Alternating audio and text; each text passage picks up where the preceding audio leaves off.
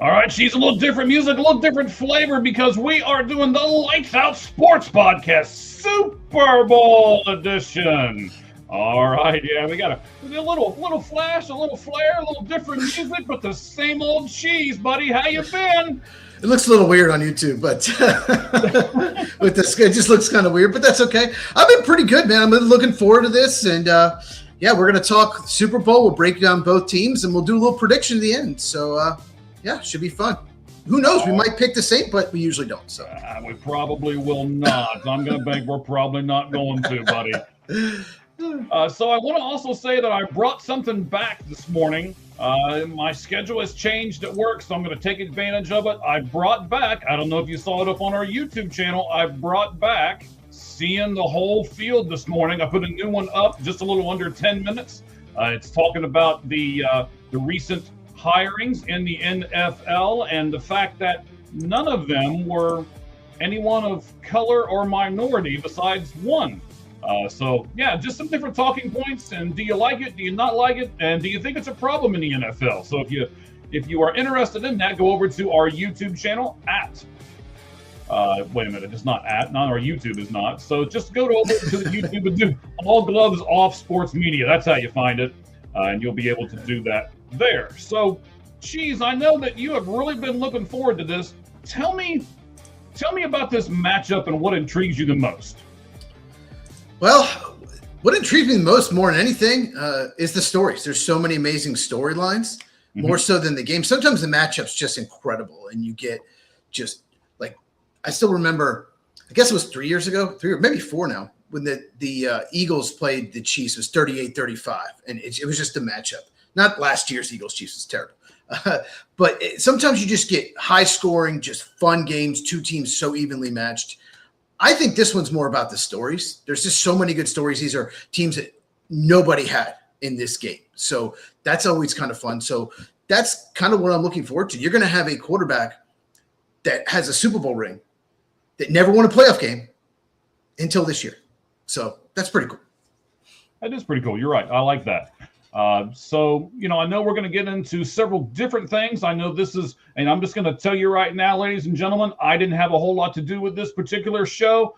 This is football. This is Cheese Wheelhouse. I'm just going to be kind of sitting back and watching, adding some things to it. But this is a big percentage Cheese over here. So follow along with him, buddy. Tell us where we're going to start today on our Super Bowl preview episode of the Lights Out Sports Podcast.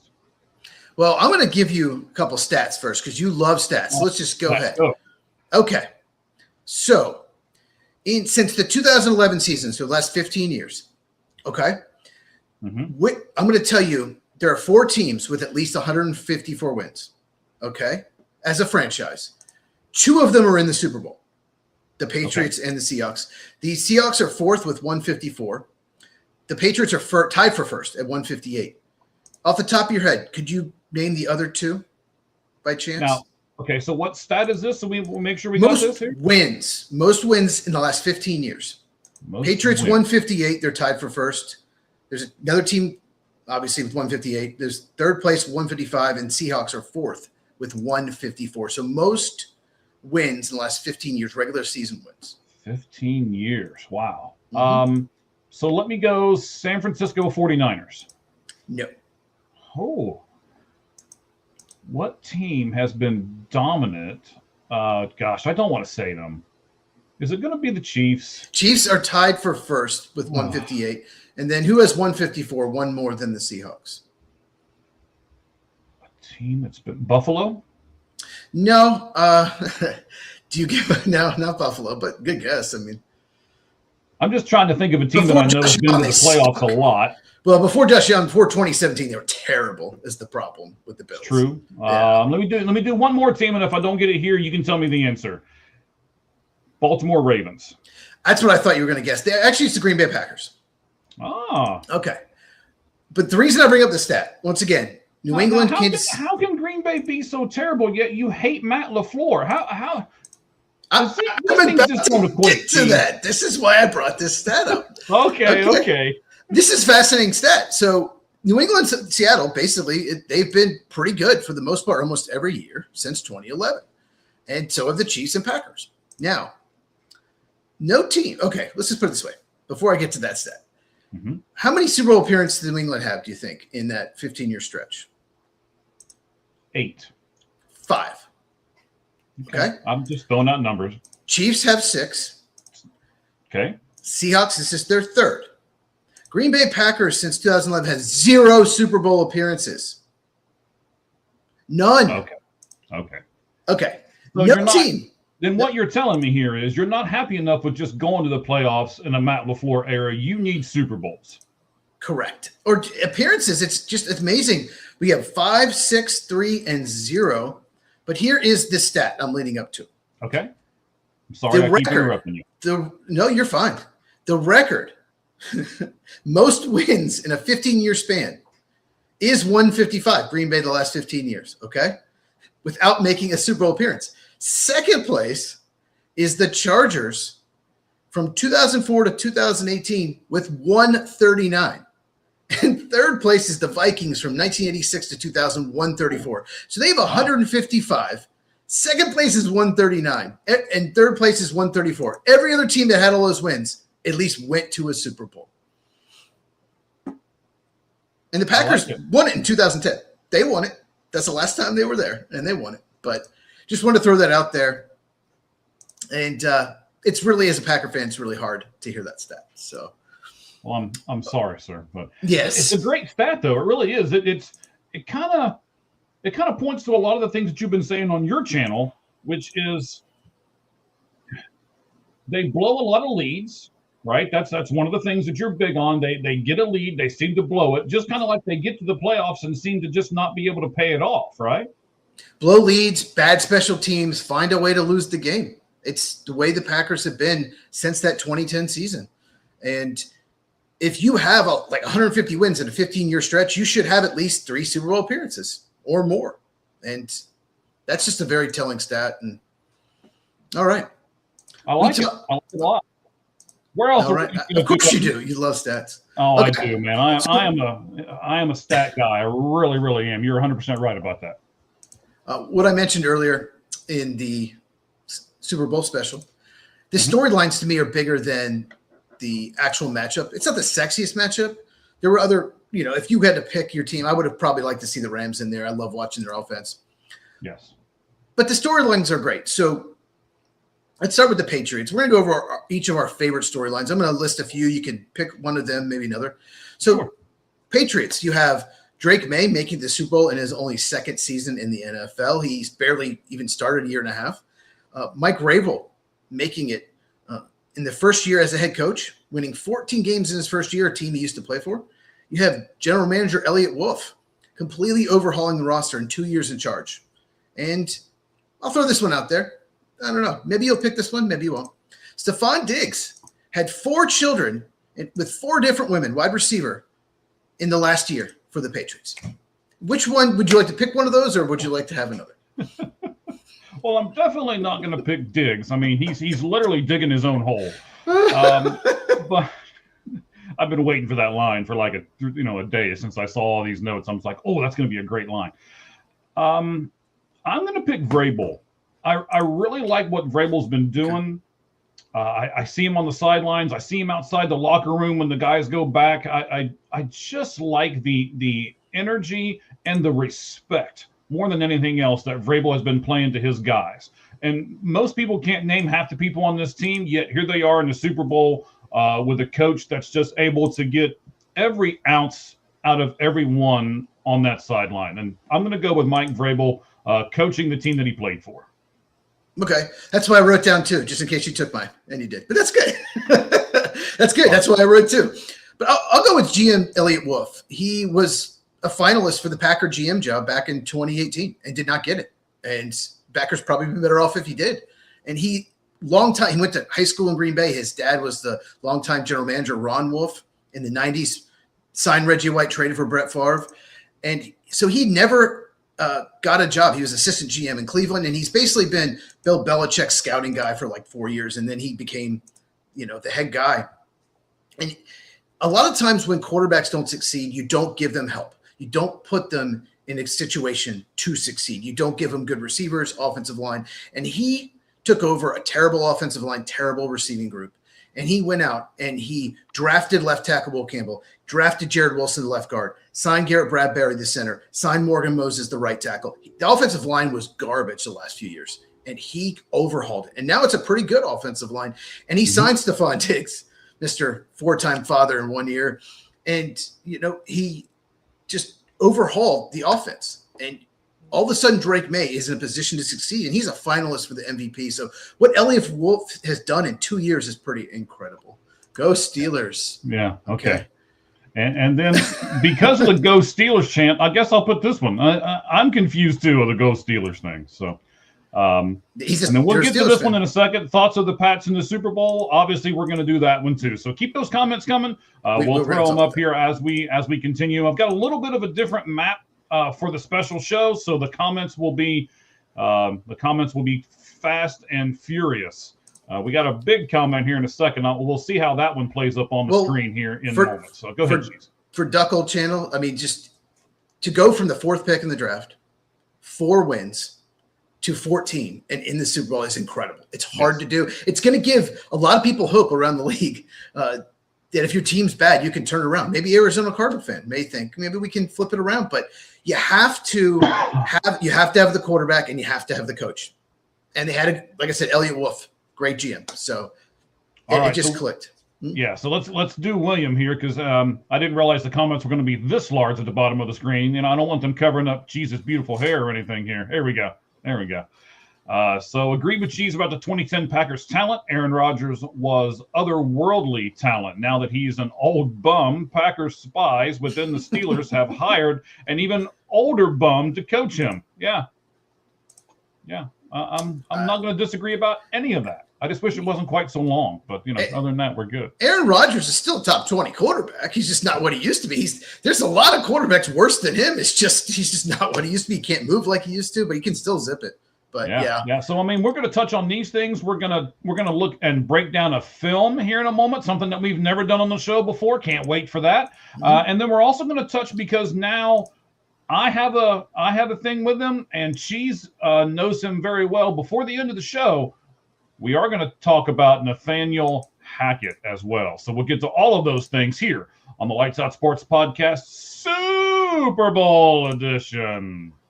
Go ahead, Cheese. Yeah, Nathaniel Hackett's new offensive coordinator of the Cardinals. His journey is interesting. We'll talk about that in a little bit.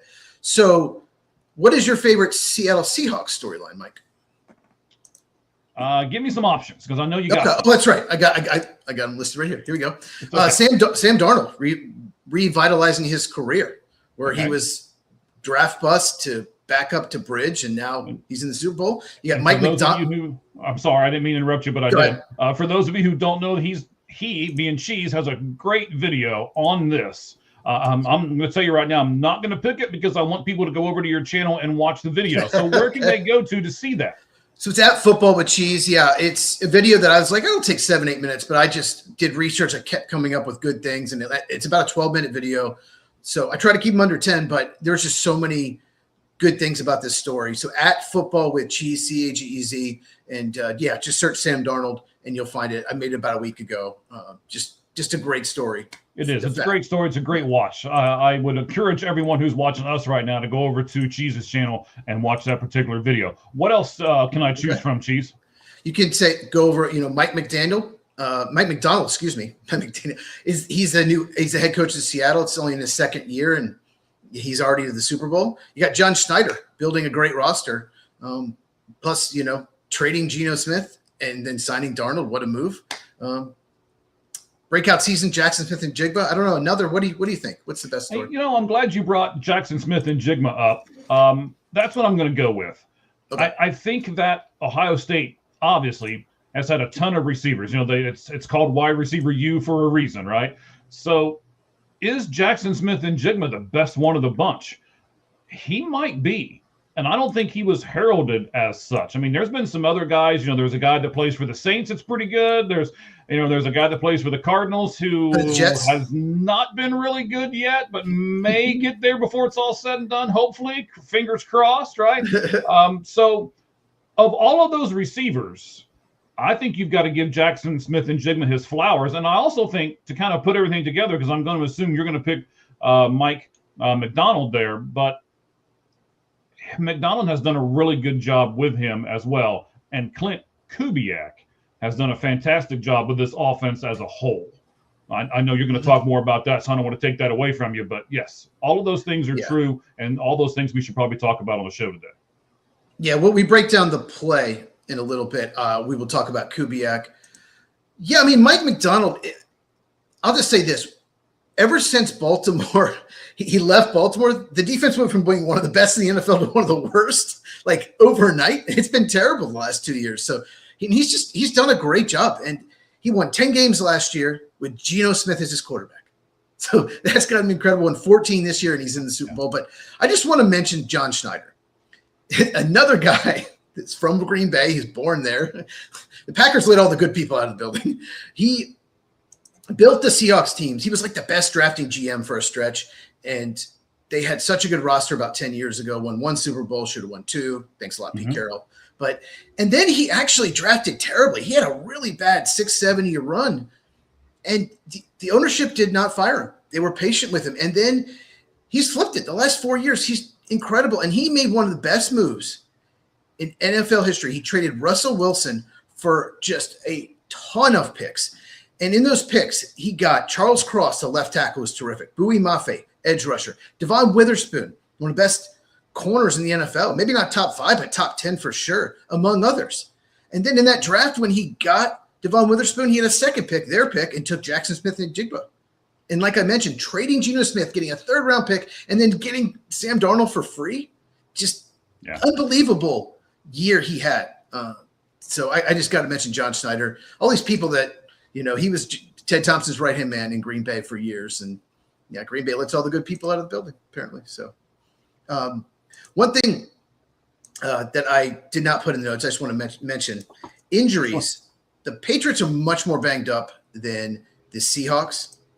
Drake May has a right shoulder, and he says he's fine, but who knows? I mean, Sam Darnold had an oblique the last few weeks, and he was fine. He can still zip it, but and illness. Drake May also was sick this week, so just throwing it out there. And Harold Landry, an edge rusher, leads in the sacks, has a knee, and Robert Spillane, their off-ball linebacker, has an ankle. So we'll see if those are important, but they're just much more banged up than the Seahawks. Yeah, so I know you like to talk about the matchups and all this kind of stuff on the field and everything, but I want to talk about the two teams just as a general thing. Okay. I wrote in some of my notes over here, Cheese, and I want to see if you agree with me. These are basically dream seasons for both of these teams, right? I mean, you couldn't map this out any better for either one of these teams. And I actually kind of like this. I'm doing some research on it, and I'm really looking at everything here, and I'm like, you know what? This might actually be a better Super Bowl than we think it's going to be. Both teams are really good on defense. Both teams are above average on offense. And I just like it because both of these teams are able to kind of pay it all off at the end. These have been two of the best teams the entire season, and now they're actually going to meet in the Super Bowl. There is no Cinderella. There is, nothing like that. I kind of like the fact that you're probably getting the two best teams in the NFL in the Super Bowl this year. I think, I don't know. The Rams are really almost beat the Seahawks. They're really good too. They're up there. Okay, I'll give you that. Yeah, but I think both teams are in the top 10 in run defense, top 10 in pass defense. That's correct. And that should tell you all you need to know. If you're building a team, you can have Josh Allen. You can have a great Lamar Jackson. You have a great quarterback, Patrick Mahomes. You got to have a really good defense too.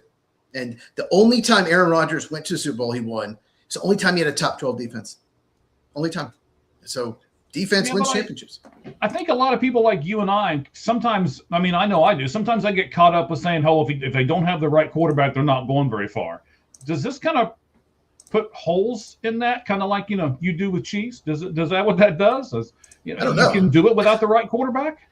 Well, Drake May had an amazing year. He's probably going to be second MVP voting, and Sam Darnold's been outstanding in the playoffs. So I think they do have the right quarterback. So then they have the right quarterback for their system, but they don't necessarily have a quarterback that the entire NFL thinks is like top 5. Patriot fans would probably say Drake May is top 5. No, right now I would not rank them top 5. I'd probably rank Drake May top 10. But Sam Darnold's playing amazing.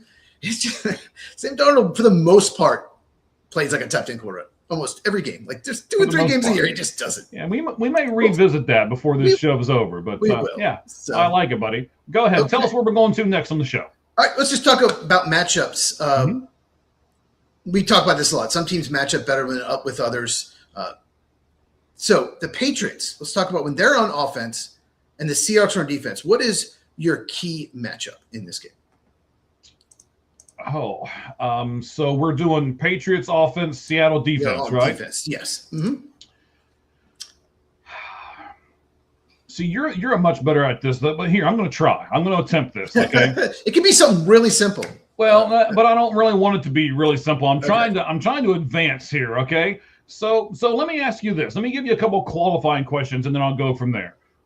Seattle and their defense, what do they – I mean, you always say most teams play nickel. Is that what Seattle does, or do they do a defense that's a little bit different? Because I think they're a little different, but I don't want to say something stupid, and then you correct me. So, yeah, I mean, they are. I think they play nickel a little bit less, but almost every team plays nickel at least 70% of the time, some 80%. So it's really not – from the team that plays the most, at least, it's not a huge difference. Okay. But, yeah. But so, but would you say Seattle doesn't play as much man defense as a lot of other teams do? Really depends. Like Mike McDonald adjusts pretty well, but yeah, I mean they play a lot of zone too. They play more zone than man, but most teams do. So here's what I know. All right, I looked at a bunch of stats and I know this: Drake May eats man defense alive, and I'm not sure what the correlation is there. Maybe you can explain that a little bit better than I can. But when Denver was playing their zones and some of the other teams that have played zone against them, like what Buffalo did, they weren't as successful against those teams.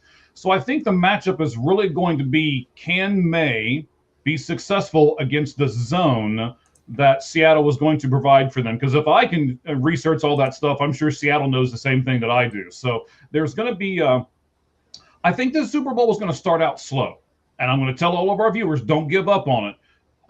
Because I think each of them know what the other one is. I mean, they've got all this tape, right? This is the last game of the season. You've got several weeks of tape on both these teams. So it's going to be the adjustments that's made back and forth. And I think that adjustment, that one guy, I'm going to save his name for a little bit till we get towards the end. But I think one guy is a very huge key to this team and to this Super Bowl. And the adjustments that each team are going to make towards the other is really going to be what defines us before it's all said and done. Yeah, the Patriots, it's really hard to run on the Seahawks, okay? So I think a big for them is to try to establish the run. If they can get a running game going, that would be huge for Drake May. He has turned the ball over a lot. 5 turnover-worthy plays in 3 games, and Sam Darnold has none. So, you know, you got to establish the run, and you can't really turn the ball over. Is big. And let's be honest, the Seahawks, if you just look at their defense this year, pretty much they just struggled against Tampa Bay and the Rams, the Buccaneers and Rams. Otherwise, they pretty much shut everybody else down. So you need to see what worked in those games. And really, Baker Mayfield and Matt Stafford passed the ball. They passed the ball. And so that's, you know, I don't know if the Patriots have the receivers to do that. Probably not. You know, we'll see. But I think establishing a run would help out so much, help out Drake May. Because you don't want him, he's fumbling too much. You don't want him. I'll say this. Drake May he's missed some easy throws in his playoffs. He's made some bad decisions, which he didn't in the regular season. So I think, Seattle's, if they can get pressure on and get him like the bad Drake May, then Seattle will win. Okay. I like it. All right. When the Seahawks are on offense and the Patriots on defense, what is your key matchup there? I mean, you know, this is going to be, can the Patriots get pressure on Sam Darnold? Because we have seen in the past, not as much this year, But we spoke about this in length on a couple of our other shows. In fact, when we talked about the GM getting fired from Minnesota, we really talked about this. Sam Darnold folded like a paper bag at the end of last season.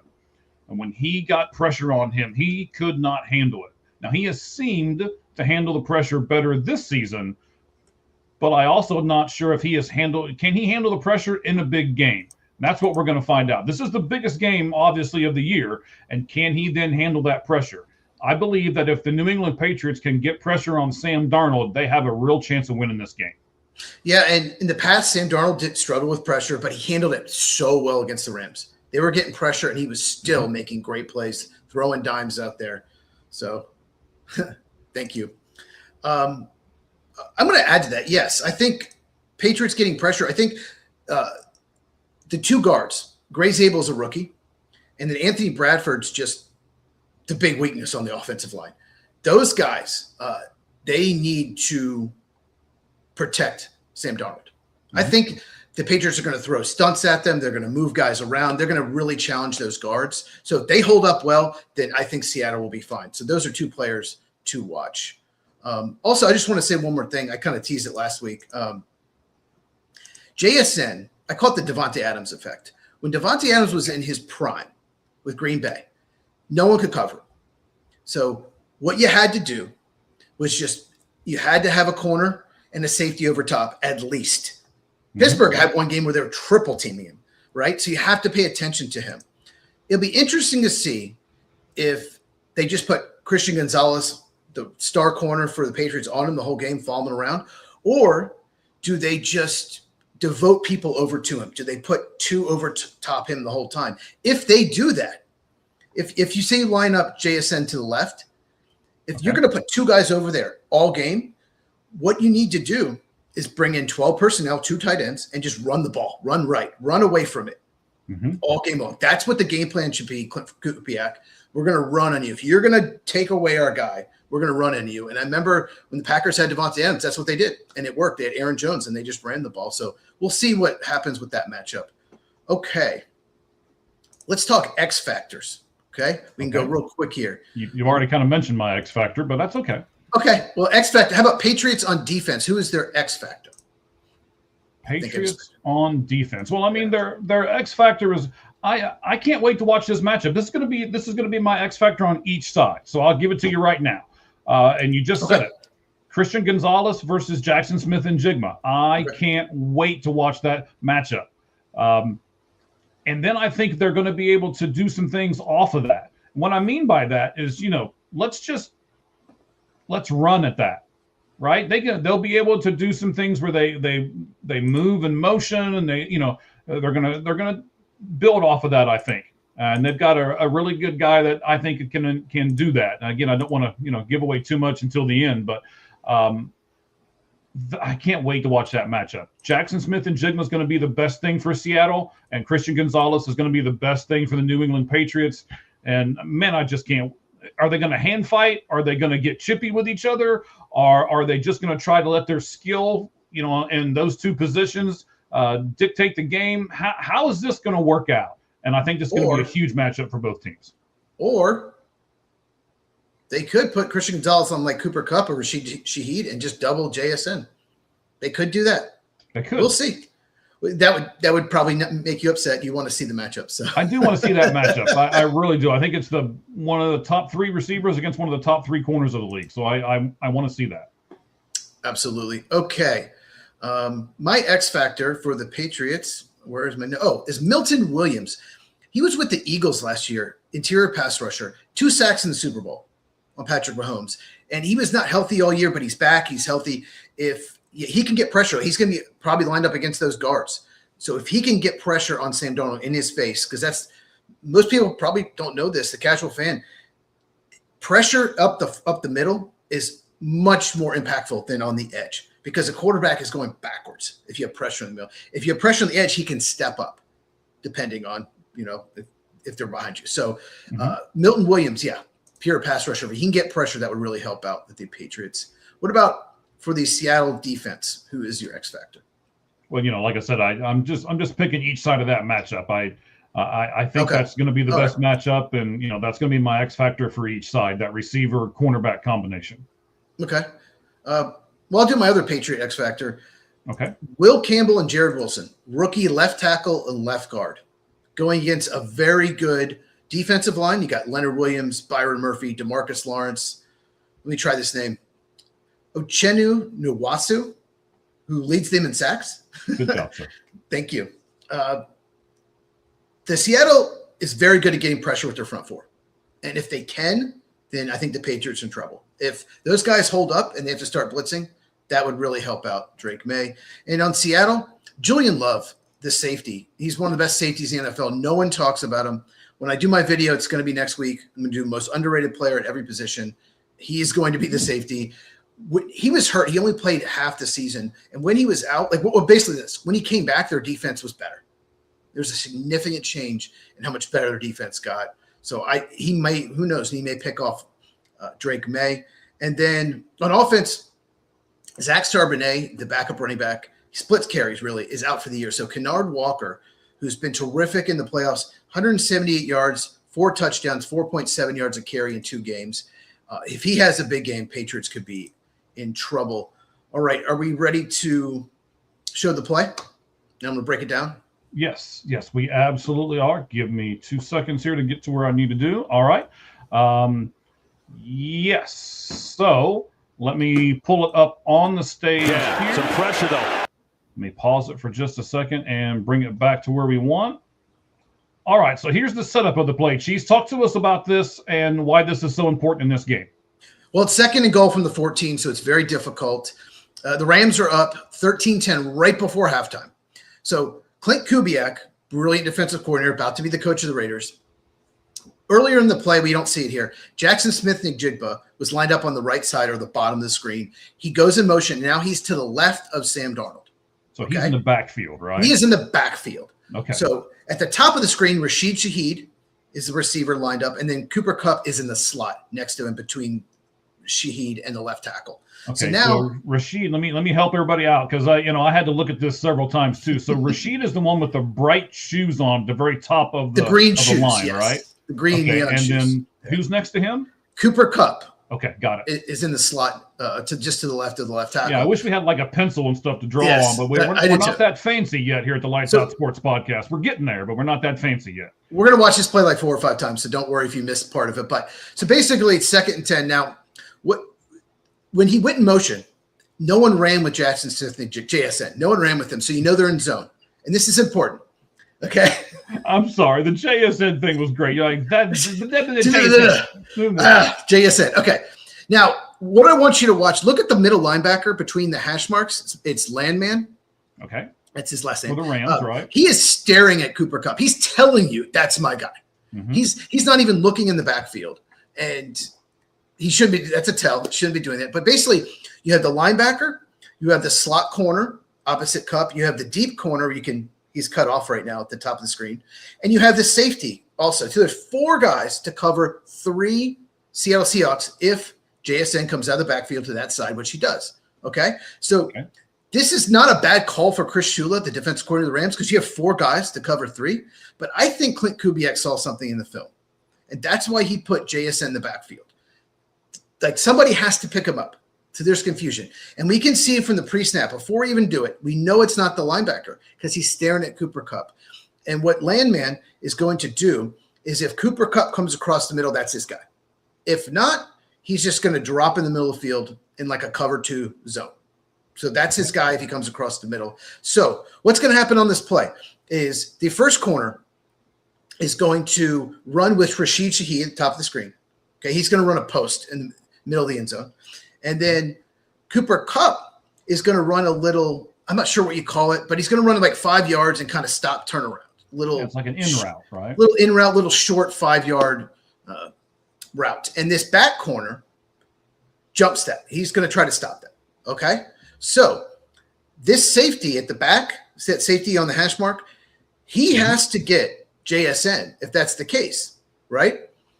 But because he's the only one left, right? He's the only one left. But he's assuming, because it's zone, he's assuming the linebacker is going to get Cooper Kupp. This is what I think. And that corner at the back is going to drop back and cover if JSN goes to a corner route. But it doesn't happen. Nobody picks him up. So just watch this play. Watch JSN, like I said, just the top, above, right next to the quarterback, just above him. Watch the confusion by the defense. What a brilliant play design. Go ahead. All right, here we go. What he's doing. Darnold looking at him again. Some pressure, though. Hit as he throws. Man open. Guess who? Smith and Jigba. Touchdown, Seattle. Okay, let's go back. All right, let's go back. Mm-hmm. Now, everybody understands. I have controls over this. Cheese doesn't. Okay. So that's why he's telling me, go back, go do this, So now I want you to watch the middle linebacker. Watch him look at Cooper Kupp, see he's not coming like an in-breaking route, and just drop. And just not even looking at JSN. Just watch the middle linebacker there. Okay. He's doing. Darnold looking at him again. Some pressure, though. Hit as he throws. Man open. Guess who? Smith and Jigba. Touchdown, Seattle. Okay, let's go back again.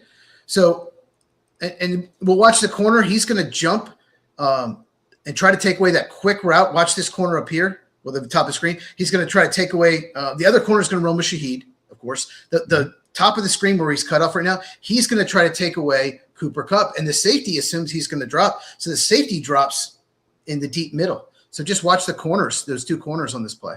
Everybody's confused. That's really what happens here, right? Nobody really knows what's going on. And this really pisses me off, to be honest with you. The more and more I watch this play, because I really wanted the Arizona Cardinals to get Kubiak, and now I'm going to have to watch him with the Raiders all the time and be upset with myself. But before you run the play, if JSN lines up behind the receivers and trips, they call it trips if there's three receivers one side. Yes. If he does that, then they communicate before the snap, and someone's got JSN. Because he's in the backfield, Clint Kubiak saw something in the film that it creates confusion with the Rams secondary.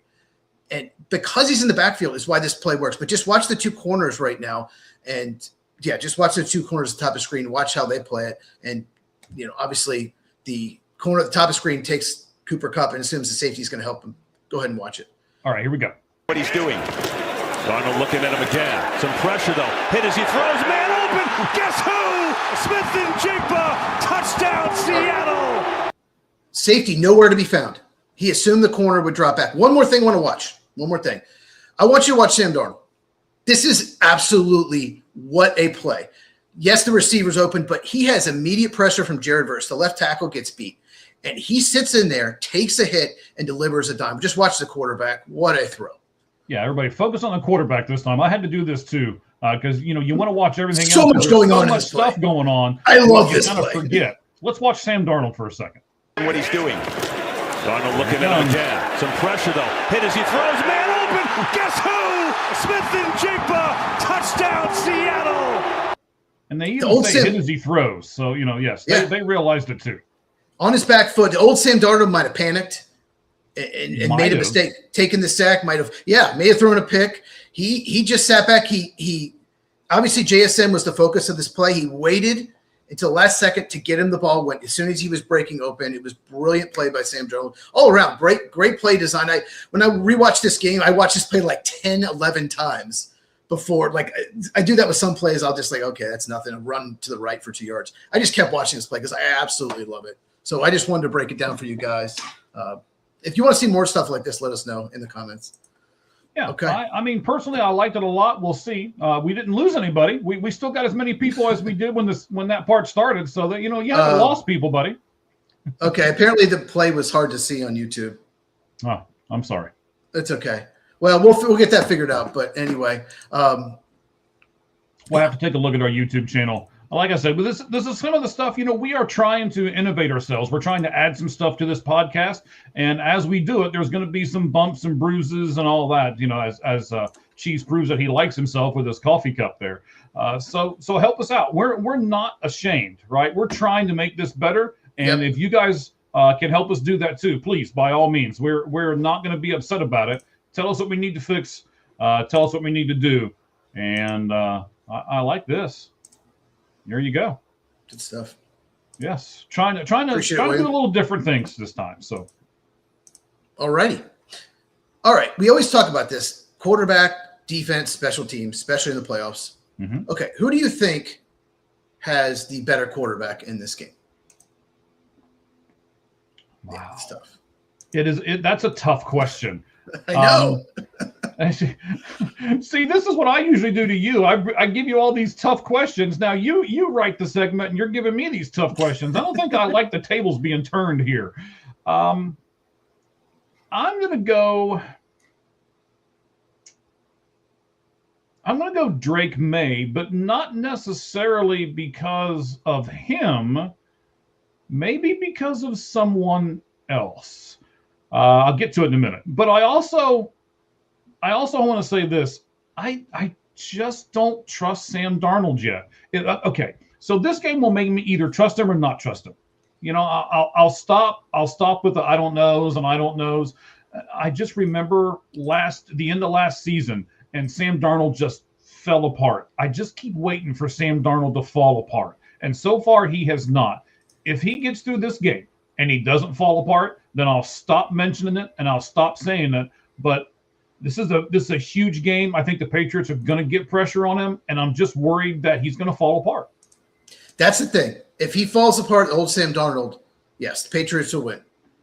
If he doesn't, we'll see. We'll talk about that more in my prediction. Yes, and mine as well. So we'll get there. Obviously, if we could have either quarterback going forward, we'd pick May. No doubt about it. Yes, the younger guy. Absolutely. He was better in the regular season. He had fewer turnovers, but he's had more in the postseason. So I think right now, Sam Darnold is playing better. So I'm going to say Darnold because it's like they flipped. Like you had the quarterback that was very good but still turns the ball over too much in the regular season, and then now he doesn't. And the opposite. Drake May was very careful with the ball in the regular season. Now he's starting to turn it over. So right now, I think Darnold is slightly better, but it's close. But I think that's the difference. And I mean, we know this. We have beat this dead horse. I don't want to beat it too much more. The Patriots played an easy schedule to get to this point. Drake May has had a pretty easy schedule. He's had a lot of easier defenses that he has faced. Now we're in the playoffs. Now it's ramped up. Now the pressure's on. Can the kid handle the pressure? We watched and saw that Sam Darnold couldn't. The still kind of out on Drake May, but at the same point, he hasn't handled it as well as he did in the regular season. But he hasn't really played well. He hasn't really played well in this postseason. Really and he's faced the best, like three of the best, three top five defenses so far. And he hasn't been as good. They scored 16 points against the Chargers. They only scored 10 points against Denver. So yes, but all that matters is that they won. I'll say this. One thing that's helped the Patriots, I think, is the weather. They've handled the weather better than the teams they've been playing. There's going to be great weather in San Francisco. So their defense has been kind of reliant on that. Like it's helped them a lot. Not that their defense isn't good. It's very good defense, but they have played 3 cold weather games, 1 snow game. So I think that's helped. But well, I mean, there were some X factors in that Denver game. I think Sean Payton helped them just as much as they helped themselves, right? By not taking that field goal in the beginning.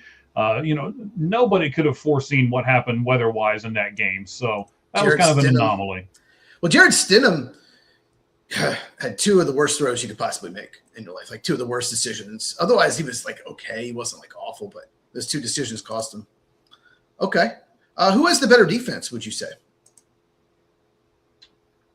So Seattle has the better defense, and you can't say they don't. But what I will say is that it's not that far off.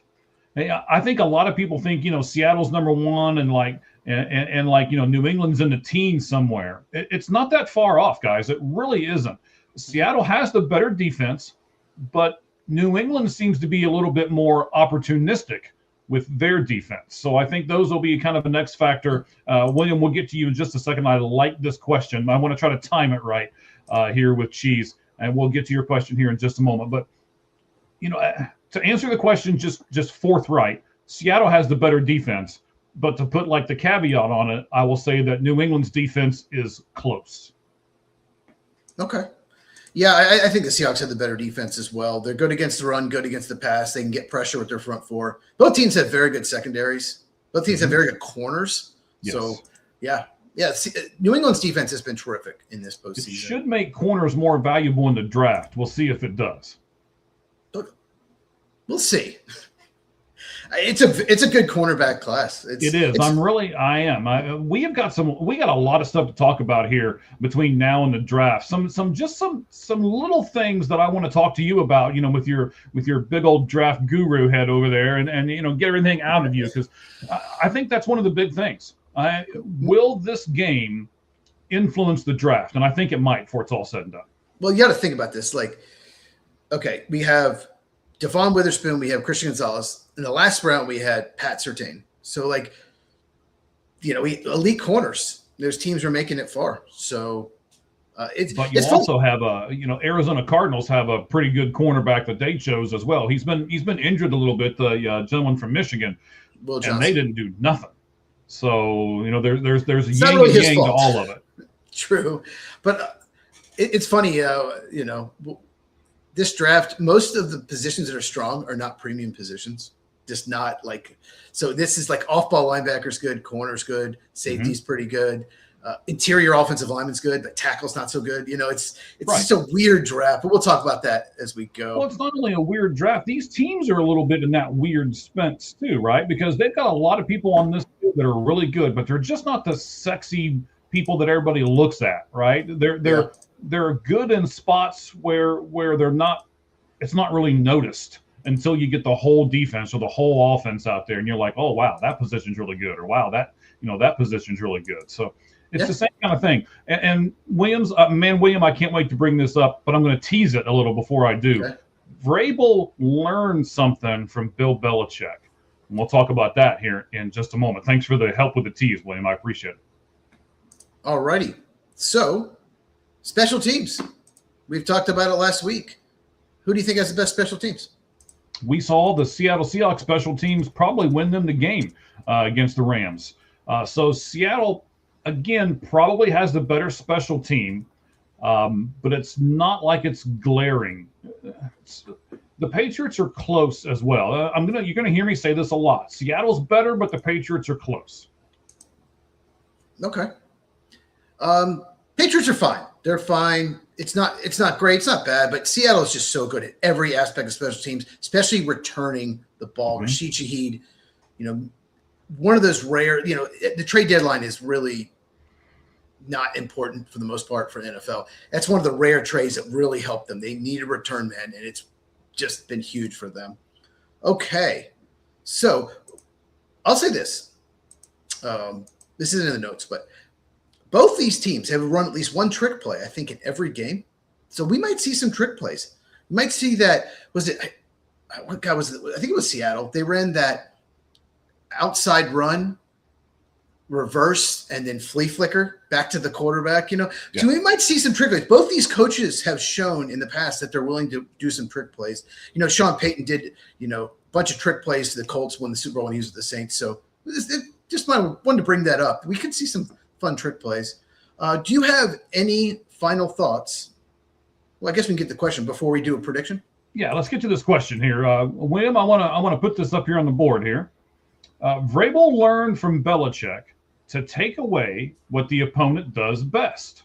What does Vrabel have to take away from the Seahawks to win? So what William is saying is what is the best thing that Seattle does that the Patriots have to take away from them in order to win this game? It's a great question. It is. So you can't let them but I got both sides. You cannot let them get pressure with front four. They're so good at that. They're one of the best teams. Do they have maybe a top 5 pass rush? I would say no. They don't have anyone. 7 sacks as their leader, right? But they're very good at getting pressure. They're very good at getting pressure with 4. You can't let them do that because their secondary is so good. If they get pressure with their 4, you're not going to be able to move the ball on them. So that is key. And I think, this is kind of an old school answer on the other side of the ball. Kennard Walker, Zach Charbonnet's hurt, but he's averaging 4.7 yards a carry. Seattle is run, play action, hits Jackson Smith and Jigba. Don't let him run. I understand you can't let JSN torch you like he did the Rams. You can't. But at the same time, you can't let Kennard Walker torch you. Then that sets up the play action. Don't let him run for over 100 yards. Don't let him. Load the box if you have to. Yeah, if if that means one-on-one versus JSN versus Chris Gonzalez, okay, live and die by that. Okay. Yes. If your receiver, your best receiver beats our best corner, fine, but you cannot just let them run down the field. So you got to protect. Don't let him get pressure with the front four, and don't let him establish the run. Okay. I like all that. You're going to hear me talk about that when we get to our predictions, because some of the things you just pointed out are what is big for me, because I am probably going to pick against most people, but we'll get there. We'll get there. I can't believe it. The show's almost over, and that means the NFL season's almost over here. But man, we are. I can't wait for baseball all at the same time. I'm almost giddy over here. Before we do our predictions, I just thought of something. Oh, all right. Well, actually, I thought of something when you were talking earlier in the show, and I was just waiting for a good time to bring it up. So, Sam Darnold, I always say like Devontae Adams effect. I call it the Eagles effect, the tush-push, big physical offensive line. I call that the Eagles effect in video. Okay. The Sam Darnold effect, okay? Do you think teams now will start giving quarterbacks 4 or 5, maybe even 6 years, young quarterbacks to develop, maybe longer? Like Baker Mayfield's another one. Malik Willis is probably going to get a big contract from maybe Miami or Pittsburgh. Do you think that teams are to start being more patient? Maybe Bryce Young gets 5 or 6 years, even though he doesn't look like a franchise quarterback. What do you think? Excuse me, I had an ill-timed cough there. That question just made you like. It did. It did. I mean, I hate that question. The hamster inside of here is just cranking right now. I went off key. It's not in the notes, guys. So yeah. Well, no. Okay, so I started thinking of it kind of like Tennessee, and I'm thinking, okay, who was the latest quarterback that's going to be in this cycle that would maybe get 5 or 6 years to develop? And Cam Ward in Tennessee would probably be the guy.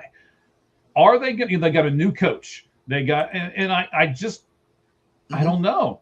I can't really see them giving him a long rope just because of where they are. A lot of people look at the quarterbacks and they think this is our savior.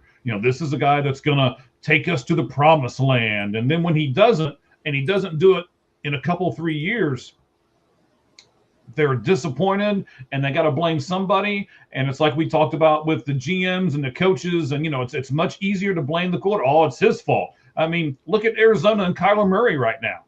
What in the world are they going to do? And we've been pointing to fans out here in Arizona have been pointing to Kyler Murray. I had a guy send me a bunch of his clips from his very first year. And I'm like, really? That's Kyler Murray? Are you serious? You should go back through it, ladies and gentlemen, and look at some of the stuff he did in his first year with the Arizona Cardinals and then go, wow. If he could do that with a Trey McBride and with a Marvin Harrison Jr. and everything else that they've got, hopefully they get a running back either in free agency or in the draft. And, man, this team could really be good really fast. But do they give him that extra time? I don't think so. I think Sam Darnold is the anomaly here, but I also think that's why it's a good story. Baker Mayfield and Sam Darnold were both on the 2022 Carolina Panther team.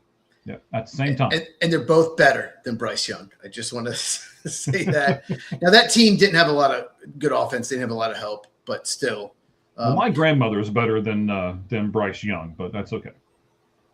I mean, he's improved. Well, that's the thing is, two it's points. Not hard to improve from where he was. True.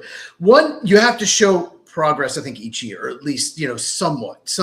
You're not going to give someone 5-6 years if they get worse every year. I have to disagree with you, Cheese. We said that about Jonathan Gannon, right? Oh, Jonathan Gannon showed progress. He showed progress. Then he had a terrible year where he had a bunch of injuries, and everybody's ready to lynch the poor guy. Right, that's what I'm saying. You have to show progress, or it's that you can't have this fall off a cliff like Gannon did. You can't just all of a sudden be terrible. Well, what'd you say? Even if you can explain it, like what if the quarterback gets injured? No, that's different. Obviously, it's different. Well, head coaching is different than quarterbacking. But the argue against it is someone like Tua Tagovailoa. Like, they gave him a second contract. They gave him a long time, and he got worse. Once they paid him, it's like he got worse. So they were maybe too patient with Tua. So it can go both ways. I just wonder if teams are seeing this and like some of these quarterbacks just need more help, need more time. So And I heard the rumor. I don't know if you've heard it as well. I've read it in a couple spots where Miami is going to end up releasing Tua and just take that hit and be done. So I don't know. That's going to be an interesting spot over there. It would have to be a June 1st designation, split it through 2 years. But yeah, right. Well, we'll explain that a little bit more in a future show. But yes, when it happens, we'll talk about it. Because it will happen. So when it does happen, we will talk about it. Before we get to our predictions, sir, I want to talk about Nathaniel Hackett for a moment. Okay. What can the Arizona Cardinals fans that are watching this show right now expect from him? You know him really well. Tell me how you know him and what to expect from him. So he was the offensive coordinator for, I think, 3 years with Green Bay. Yes. When Aaron Rodgers was winning. LaFleur, right? Huh? All 3 years were under Mike LaFleur, the current coach? Yes, I think his first 3 years as Packer coach, when they were winning 13 games a year, Aaron Rodgers winning MVPs, throwing 40 touchdowns. Aaron Rodgers absolutely loved him. Like, not just, he's really good. Like, loved him. He would point at him on the sidelines after, like he loved his play design. He loved his preparation. So Aaron Rodgers, just could not say more, better things about him. Every time this guy gets fired or let go, or just everybody just tries to get him. So he does some things really well. He was a terrible head coach in Denver. He was trying to call plays. He was in over his head. He's not a leader. I don't even think he's a great play caller, but his play design and his game plans are terrific. So I love it. Miami wanted him as the quarterback coach, and Arizona, Mike LaFleur was like, oh, no. We got a better job for you. Come to Arizona. You can be the offensive coordinator. I think Mike LaFleur is going to call plays, which is good. You don't want Nathaniel Hackett calling plays, but it's a great get. And Matt LaFleur, obviously, that was the best offenses Green Bay had when he was there. And Adam Stenavich took over for him, and Adam Stenavich sucks. The offensive coordinator of the Packers now sucks compared to Nathaniel Hackett. So I think it's a really good hire. He's perfect as an offensive coordinator in a non-play calling role. It's a perfect job for him. So can I make an off-the-wall prediction? Sure. Aaron Rodgers will be the next quarterback coach of the Arizona Cardinals. I thought you said it could be the next quarterback of the Arizona Cardinals. I thought you said they're going to sign him to play quarterback. Let's do it. Aaron Rodgers will be the quarterback, I'm saying it, of the Arizona Cardinals next year. Because they're really close. They're like buddies. We'll see. Interesting. I really am surprised that those rumors have not started up. I just started. Hey, it's coming from here. It's coming from Cheese. Okay. He's fueling the fire over here, ladies and gentlemen. Aaron will play till he can. He loves the game. He absolutely loves the game. But will he transform into coaching though? That's kind of what I'm thinking. I don't think he can play anymore. I think he'll be now. He might be will he take the backup role / quarterback coach kind of thing? I mean, you've already got Jacoby Brissett in there. You've got Kyler Murray in there. Oh, no, he would never be a backup. He'd only play if he's the starter. Kyler Murray, he just doesn't fit Mike LaFleur. They're just going to release him. Or trade him. He's gone.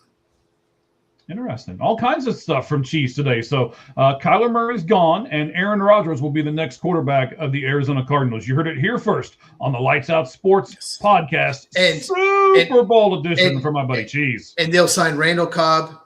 They'll sign Jordy Nelson, Alan Lazard, Jermichael Finley, David Bakhtiari will play tackle. Yeah.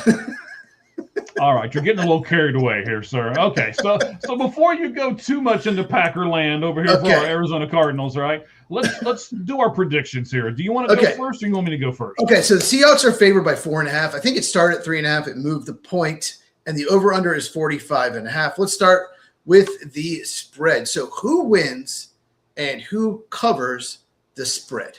We'll go. I'll let you go first. So we're going to do the whole prediction here, or you guys want me to tell you who's going to win and who's going to cover the spread?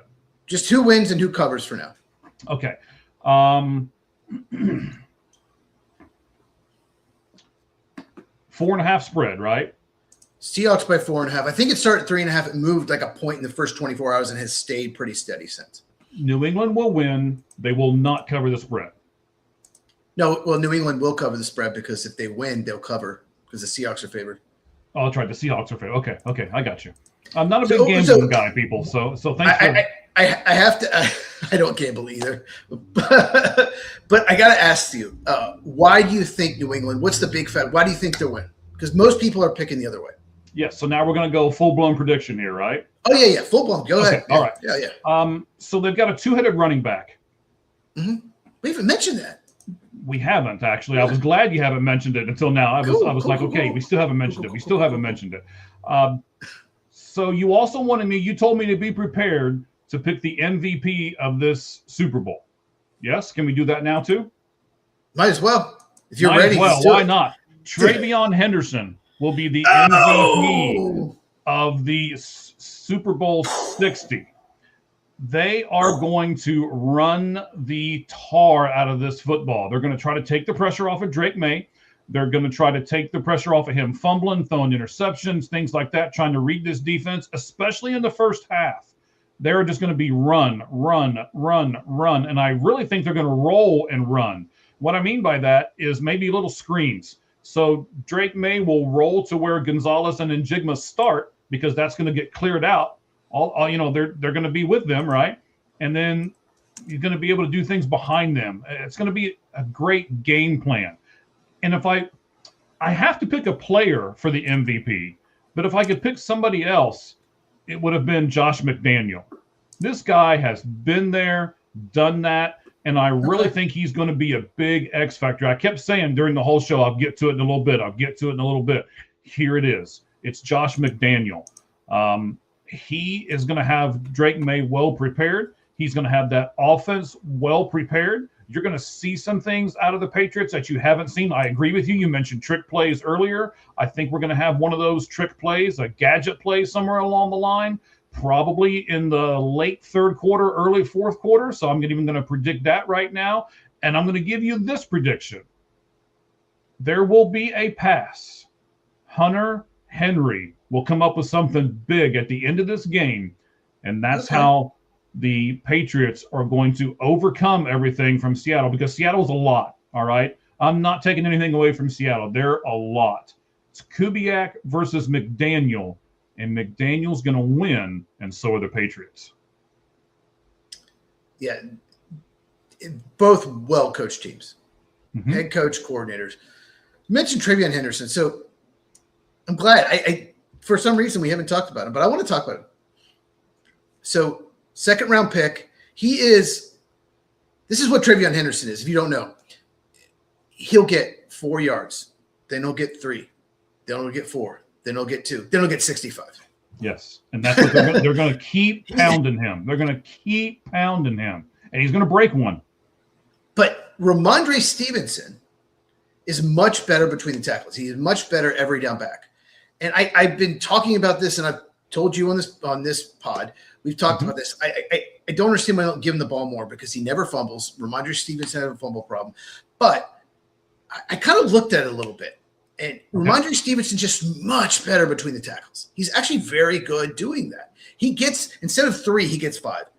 Instead of 5, he gets 7. And Travion Henderson can't do that. So it'll be interesting to see who gets more carries. Do they go with more the, between the tackles approach, or do we just need to hit a home run? I think they need to try to hit home runs. I agree with you. They need to try to hit home runs in big plays. Like, I don't think you can beat Seattle just running between the tackles over and over. I think you're going to – those 4 and 5 yard gains are going to be 2 and 3. So I like that prediction. I'm not going to pick him at all, but I do like it. Okay, Seahawks by 4.5. Well, we'll do that in a second. So I'm going to take the Seahawks to win. They just have not – they've struggled with very few teams. And believe it or not, you like the stat, and they have not played a non-division opponent in 6 weeks. They have not played a team that's not in their division in 6 weeks. Just thought that was interesting. That is right. I'm going through it's crazy, now. Right? That's nuts. Yes, it is nuts. But that also proves to how good the West is, right? Oh, so good. Yeah, I had 3 amazing teams. And 1 team that underachieved. Okay. Yeah. Thanks. But I appreciate you stabbing me one last time. I love that Sam Darnold's playing well. I think he will continue to play well. I think they'll be able to run the ball. And I think Drake May's going to have a turnover too. I think, like you said, both teams are great coaching. Both have great coaching staffs. I just think Seattle's better. I tried to find reasons to pick New England because New England could absolutely win this game. Anyone says, "Oh, they have no shot. Seattle's got this. They're just better." No, they have a shot. But Seattle's point differential is insane this year, and they played a much tougher schedule. I just think they're better, and I think they win by 2 scores. I think they get a 2-score win and cover the 4.5. Over under 45.5. I'm going to take over in good weather. I'm going to take it slightly over. I know I was going to do under, but I'm going to say 47 points are scored, and that the Seahawks win. I'm going to say 29-18. Yes. Give me the total again. What's the over-under for the total? I'm going to go 29-18. The Patriots get a 2-point conversion late to make it 18-17. And the Seahawks get a safety. That's why it's 29-27. 29-18. Seahawks win. What is your over-under and score prediction? We got to figure this out. I mean, there's so many prop bets and stuff that you can do. I wonder if you can do a prop bet like on a safety, and I wonder if you can do a prop bet on a 2-point conversion. I'm sure you can, right? The last safety, Seahawks beat the Broncos. There was a safety on the first play of the game on a snap. The Broncos blew it. So I'm going to say they get a safety and on a holding penalty in the end zone. That's why they're up 29. This is why you don't bet, because you're putting so many legs on this parlay now. And they get a touchdown late, go for 2, get it. 29-18 final score. What do you over under 45.5? You have over under, and what's your score? Well, I'm going to go over on the point total as well. I think they got 2 really good defenses, but I think they're just coached so well, and there's going to be such a good game plan on each side of the ball that they're going to be able to score. I think this game is going to be close. I think it's going to be one of those games where everybody gathers and they're kind of like, oh, we got to have good food because this game's probably going to stink, and then everything. And then you're going to sit down and you're going to get engrossed in this game. And it's going to start off a little slow. So again, guys, give it some time. It's going to start off a little slow with these 2 defenses. But the second and third quarters, I think each team is going to score over 17 points apiece in between the second and third quarter. That's going to be a really big telling sign before the half and then after the half. And then New England's going to pull out something crazy at the end. Like I said, I really think Hunter Henry's going to pull something out at the end. So when this happens, point at the screen and celebrate us by going to the Lights Out Sports podcast and watching the show one more time, right? So 26-24 New England. Okay, 26-24 New England. My MVP. I love the story. I got to go with my boy Sam Darnold. Sam Darnold throws 3 touchdowns and wins the Super Bowl MVP. What a great story. Okay, last question. You're making me tear up a little bit here. It'd be a great story. Okay, all right. Well, I'm going to take the long snapper of the Seahawks to win the MVP. There you go. The long snapper. Yes. No one knows his name. Anyone know his name? No, nobody knows. Okay. Yeah. No. Maybe his parents do. The last question. Seahawks kicker is going to miss a kick, by the way, and that'll, 26-24, by the way. I disagree. Okay. He's very good. Jason Myers. Okay. Hope that's his name. Wait, you know his name? I think. You hate kickers. I don't hate kickers. They're just not football players. They're people. They're just not football players. You can't say you don't hate people when you say they're not football players and they play on a football team. Yeah, Jason Myers. He's a very good kicker. No, they're just not football players. They're specialists. They're special. So that means left-handed pitchers out of the bullpen aren't baseball players? Now they are. The one-out lefty guys weren't. But now they have to go 3 batters. So, yes, they are now. Okay. Yeah, Jason Myers, very good kicker. Last question. Yes, go. Before we end. This is the big question. Mm-hmm. And we will talk about this on Tuesday, because we do this every Tuesday, 8 Eastern, 5 Pacific. Okay. See who gets this right. Mike, will the coin toss be heads or tails? Tails. Oh, I was thinking heads. Okay. We'll see. I have heads. Mike has tails. That's the big question. Doesn't matter who predicts the game right. Who gets the coin toss, right? Right. I like tail. So all there right. we go. Well, okay. Sure. Sure. That's how we end the show. I could say something now, but I have too much family watching. All right. Okay. All right. So those are our predictions. Let us know in the comments who do you think's going to win. I think Seattle's going to win. He thinks New England. I could see New England win. There's definitely a way they could absolutely win, but I think the Seahawks are just better. So that's our show. Any final thoughts, Mike? No, I really want our fans to give us predictions. I want to be able to shout out the fan on Tuesday that gives us the closest prediction before the Super Bowl right here on the comments of the Lights Out Sports Podcast Super Bowl edition, right?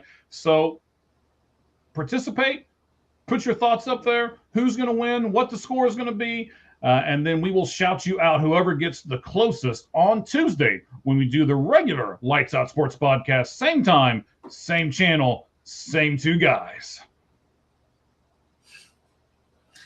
Raiders over the Cardinals. Okay, good prediction. That's my buddy just texted me. No texting. Comment here on. You can comment on any of our platforms. All right, you can go over to X at All Gloves Off SM. You can go over to our YouTube channel and comment there. Here we go. Hang on, I think we have one already. Yes, we do. All right, we got our first one. Oh, that's so close to mine. William. It's so close to mine. Yeah. Seahawks are really good. This is the 2021 Pats versus the Rams. Vrabel and McDaniel have to be perfect. Seahawks 28, Pats 19. Or no, right. That would help if you know the film the other teams walk through. I had 29-18. He has 28-19. Interesting. Very close, William. We're on the same page. We think alike. Well, all right, William. So I hope you have good insurance because you need to go seek medical attention now. You're on the same wavelength as Cheese. Yes. Yeah. That's scary. It is. So, Cheese, tell us real quick, where can we get you at? Because I know you're going to do some more Super Bowl stuff before the big game. Talk to us. Tell us where we can get you at and what you're going to do, bud. Yeah, at Football with Cheese. Cheese spelled Cheez, like you see on the screen. So I have some videos on the storylines on my channel. I have a video this week about international games, why I don't like them. And the next 2 days, I'm going to do offense first and defense, the best player at every position. I'm going to do offense tomorrow. On Friday, I'm going to do defense. I've done most of the notes for both of them, so I'm going to release those the next 2 days. So it's not the all-pro, not the best season, the best players at every position. And I'll do honorable mentions so people get mad. You left my guy out. So those videos the next 2 days. If anything crazy happens, any kind of firing, signings, anything, I will do videos. But those are my videos. And look out next week for because I need a lot of research. I need the whole weekend. Most underrated player at every position will be next week. All right. That one's going to be interesting to me. And we'll have to dive into that maybe a little bit on Tuesday as well. So thank you guys very much. We appreciate you. This has been the Lights Out Sports Podcast, the Super Bowl edition. I'm sorry, the Super Bowl edition. So, yes, new music at the beginning. Tell me if you like it. A little bit change here as far as the screen goes. Our Battle Bites, we are live. We've got a lot of people on with us right now. And if you see anything that you think we need to change as we're adding stuff to this, how we did the breakdown of the play and stuff like that, please, we are not going to be upset. Just be professional about it and tell us what we need to change. Help us out so that we can present a better show to all of you. All right, buddy. Anything you want to say towards the end here, or are we good to go, man? No, it's just I'm looking forward to it. It's like I said, not the sexiest matchup, but it should be fun and it should be a good game. And I hope it is. Even though I predict the Seahawks win by 2 scores, I really hope it's just a fun game. Yeah, I think it's going to be much closer than that. I think it's going to be a really enjoyable game, and I can't wait to sit down with my family and friends and watch it. And I'm sure Cheese and I will be texting each other back and forth. Yeah, and Bully, who doesn't really watch football, but he's a Seahawks fan because he lives in Washington State. So Bully, might be really happy if they win. He might be. Yeah. All right, ladies and gentlemen. Thank you very much. Cheese, thank you for taking the time out of your schedule to do this special show. If you want us to do any other special shows, yes, I like you too, buddy. If you want us to do any other special shows on any other topics, whether it be college, MLB, or NFL, let us know. We'll certainly consider those. And then until then, as we say at the end of every one of our shows, the only thing that's fair in life is a baseball hit between the third and first base lines. Thank you for tuning in. Good evening, everyone.